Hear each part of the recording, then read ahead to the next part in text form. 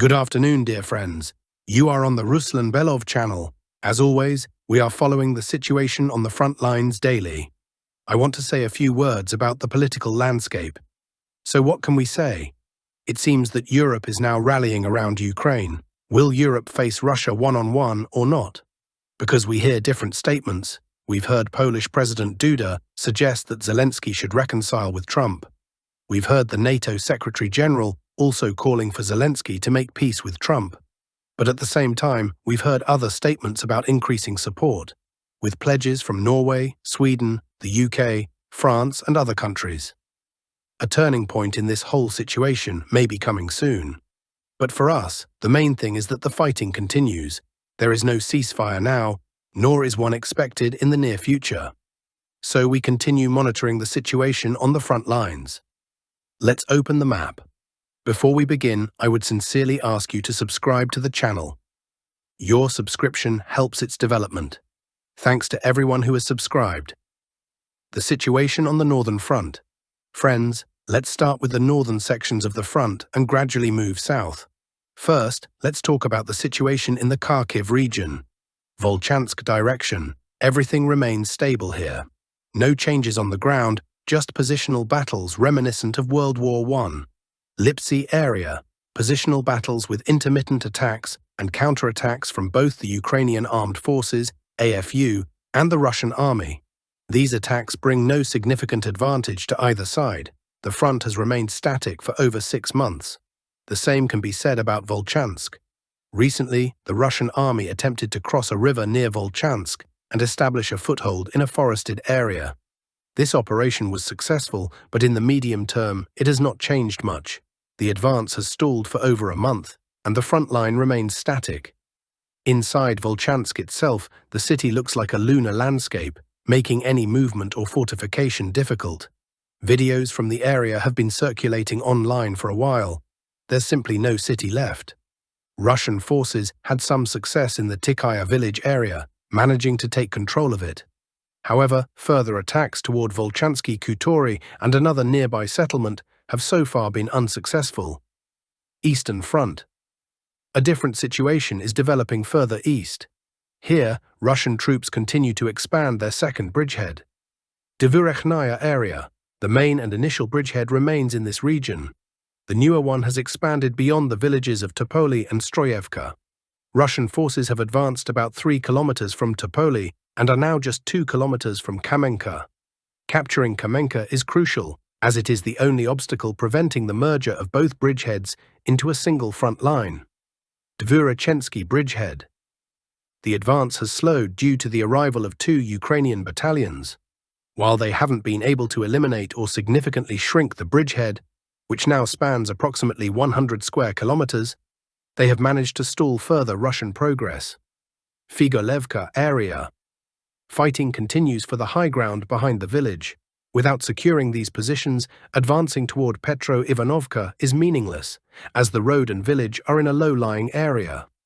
There is also movement towards Kutkovka and Doroshevka, but without major progress so far. Further movements in Kharkiv region. Lozovaya area. Russian forces are advancing toward Novaya Krugliakovka, but Ukrainian counterattacks near Zagrizovo have slowed this progress. Zeleny Gai, Russian forces recorded success here, and American maps confirm their control of the village. However, further advancement has stalled despite ongoing attempts. Overall, the Kharkiv front remains almost static, except for the Dvurechensky bridgehead, which we already discussed. In most other areas, the front line has remained unchanged for weeks, if not months. Lyman front. Unlike Kharkiv, there is movement on both the right and left banks of the Zherebets River. If we look at the right bank, the main efforts are now concentrated on 2 directions. The first attempt from Ivanovka to advance towards Zelenaya Dolina aimed to cut off the supply road to the city of Lyman, while the second attempt was to enter Kolodezi. All of this is part of a single operation to get closer to Lyman. In reality, the main challenge here is to break through the Ukrainian armed forces' defenses in the settlement of Kolodezi. However, due to a strong network of fortifications consisting of underground concrete bunkers, this has not yet been achieved. That being said, if Kolodezi is captured, It would essentially open up operational space all the way to Lyman itself. Progress is slightly better on the left bank. Here, Russian forces have firmly taken control of Yampollovka and are now attempting to enter the northern outskirts of the next village, Torske. The distance between the villages is only about 1.5 kilometers. Ukrainian sources reported just yesterday that Russian reconnaissance and sabotage groups had already entered Torske. In Bilohorivka, after the village was taken, an attempt was made to advance toward Hrihorivka, though it was unsuccessful so far. However, as I and other analysts have previously noted, after such a heavily fortified area as Bilohorivka falls, the pace of movement in this sector is bound to increase.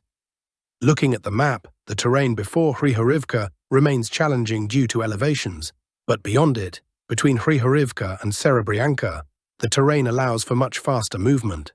That is why Ukrainian military experts have expressed concern, stating that the fall of Bilohorivka poses a potential threat not only to the subsequent settlements, but also to the city of Siversk itself.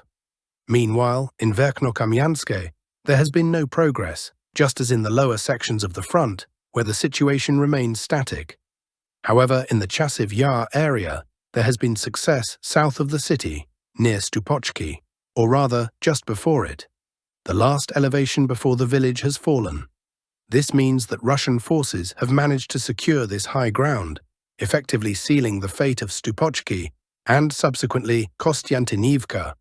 The city is already being heavily bombarded with glide bombs and artillery, which has been a cause for concern among Ukrainian telegram channels. And understandably so. From Stupochki, it's just 5 kilometers along a straight road to the city entrance. The battle for it will likely begin closer to April. For now, as I mentioned earlier, Russian forces are focusing on strikes and eliminating enemy command posts. Pokrovsk Arc Front as of March 3rd. There has been a noticeable decrease in the AFU's offensive activity around Pokrovsk. Based on available data, it appears that the Ukrainian command is reassessing its plans for this area and gradually scaling back attacks in the Udakny-Kotlino sector. Moreover, the enemy's information space has begun to reflect a more objective picture of the current situation on this front. At this point, both virtual and real offensive operations in this area have been suspended. At the same time, Russian armed forces continue to conduct active operations. Aviation, artillery, and drone units have been striking AFU positions south of Pokrovsk and targeting rear positions in the Pokrovsk-Mirnohrad agglomeration over the past 2 days. Novopavlivka front as of March 3rd. A regrouping of forces is underway, affecting overall activity in this sector of the front. Currently, the most intense fighting is taking place north of the Volchya River, where Russian forces have secured control over high ground south of the settlement of Zaporizhzhia. Overall, this regrouping is leading to an alignment of the front line. As seen in previous instances, this could indicate a forthcoming increase in offensive activity in this area. Bolshaya Novosyolovka front as of March 3rd. Combat operations continue in the area of Volnoy Pole. Russian armed forces are advancing, pushing Ukrainian forces back between the defensive lines in the Volnoy Pole area and the main defensive line located beyond Shevchenko. Interestingly, this area is home to one of the largest lithium deposits. As far as I know, it was purchased by the Australians to prevent competitors from extracting it, as Australia holds a significant share of the global lithium market. The reserves of this crucial metal are estimated at 500,000 tons, and Russian forces have now come very close to this deposit. On the Pokrovsk front, Russian troops are just a few kilometers away from the Pokrovsk coal mine, which is a key source of high-quality coal for the metallurgical industry. If Russia captures this mine, Ukraine will lose several $100 million in annual budget revenue. This means that economic factors also play a role here. The burden of these lost funds would fall on Europe, which is already struggling financially and not in a hurry to allocate additional aid to Ukraine. Now let's continue analyzing the Velikonovosyolovka front. Currently, the main battles are taking place over strongholds of the first defensive line north of Volnoy Pole. The loss of these positions could lead to Russian control over the village and the territories to the south. The fighting is intense, with Ukrainian forces offering strong resistance in an attempt to stabilize the front line. Additionally, active clashes are ongoing between the settlements of Dnieper and Razdolnoye. Russian units are working to improve their tactical positions ahead of a possible assault on Dnieper. The AFU, in turn, is putting up fierce resistance due to the strategic importance of this sector.